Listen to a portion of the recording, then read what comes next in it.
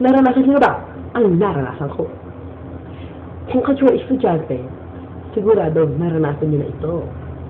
Yung tipong may kaklase kayo, tapos nasa isang sulok ka, bubulong ako. At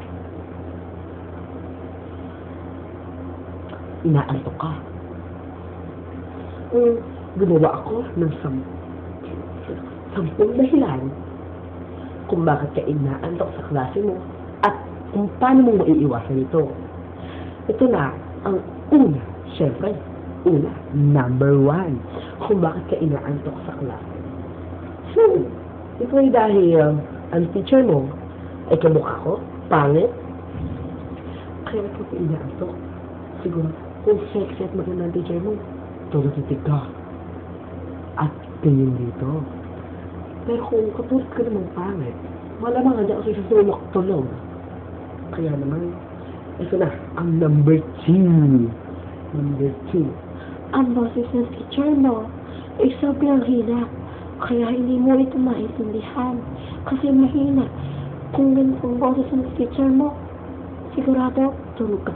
Pero, kung ang teacher mo itong masamang at liyaw, sigurado, buhay ang diwa mo.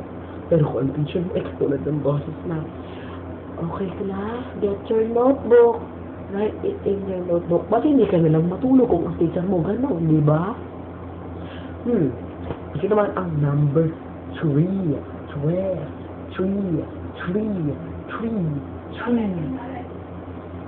Sige yun. Ikaw ay ang opinion mo ng higa. Yung tipo hindi effective. Kasi kung ang tulog mo is, kung ikaw ay nakaupo, kung ikaw ay nakaupo, straight body, nakakatulog, ganyan ka. Pero kung ang tulog mo is ganyan, kung yung tulog ganyan, sarap matulog, diba? Tsaka, ang number 4, syempre, 4.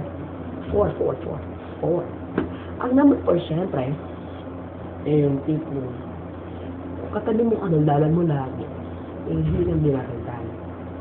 Siyempre, pag matagdagan ako, magka-absent, pero kung tahimik siya, okay, absent, kaka-antok. And then, number 5. Ang number 5 natin ngayon ay, pag ang gusto mo ay sulok. Yung sa may, may sandalang pa, may ganyan. Sarap matulog, di ba? Sarap. Pero wala na akong maisip para eh. 5 lang maiisip ko, pero 10 pa nag-a. Nakalimutan ko na yung 5. Mahirap i-remember kasi yung share ko mahina. At ngayon, ibibigay ko ang hindi ko sure ko ilan kung paano mo maiiwasan ang pagtulog sa oras ng klase mo. Una, kuhanin mo,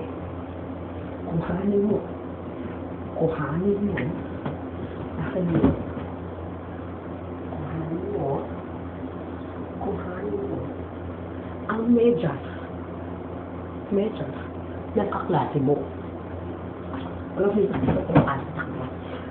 at saka ito ay amoy-amoyin mo para ka malising. Number 2. Siyempre, ang number 2 ay bigla ka humiyaw habang nagkaklas kayo. Magigising ka. Promise ko yun sa'yo. Number 3.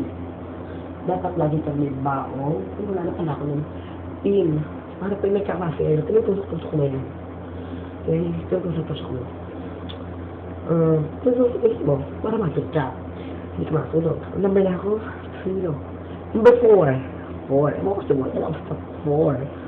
Number 4.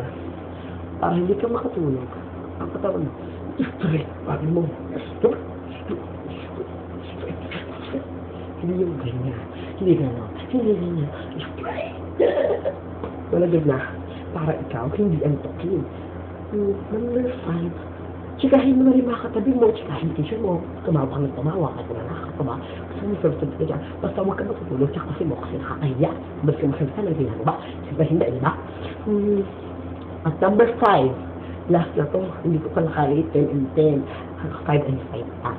Number 5. Teacher mo lang ganyan. Tumigil ka. Imagine mo, siya na pa siya. Tignan natin kung makakatulog ka. Diba? Trust. Pero, bakit nga ba tayo inaantok sa klase? Sa aking kaalaman, kaya tayo ay inaantok sa ating klase, siguro, nung gabi, may ginawa ka, no? Nag-review ka sa inyo, nakatulog ka 2:00.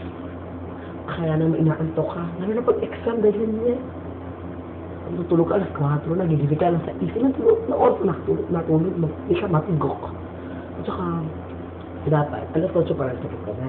Pag mo ng bahay, iwasan mo na pagka-computer mo. Unahin mo yung assignment, review, tapos, saka ka na mag-computer, at saka sa 8 or 9, matulog ka na. Para hindi ka antok sa klase mo. At, makinig ka sa teacher mo, miskit, bakit itong kamukha ko, o guwapong kamukha mo, at magandang kamukha mo, imaginin mo, kahit pangit siya, makinig ka sa kanya. Kasi kung hindi ka nakinig, wala kang masasagot sa exam. Kahit tanong na yung gawin mo. Char. Ito ang number 1 ko na itutulong sa inyo. Sana i-subscribe. Like and subscribe and comment below kung ano ang experience mo nung natutulog ka ng teacher mo at paano mo maiwasan ito. Skills you're preparing.